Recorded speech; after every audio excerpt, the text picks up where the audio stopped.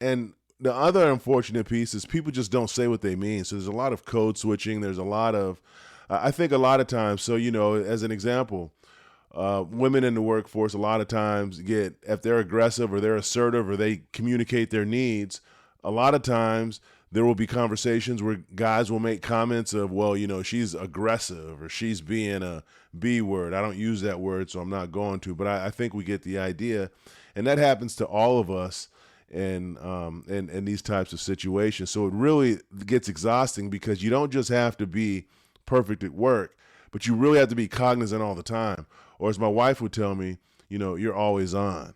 And so, then there was a time that I asked myself, and I said, who am I without the title?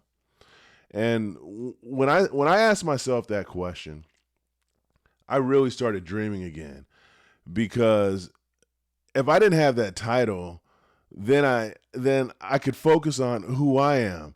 And when you look at early retirement or when you look at retirement in general, it's not just about numbers. It's about being brave enough to leave behind the identity that the world handed to you and start to create your own.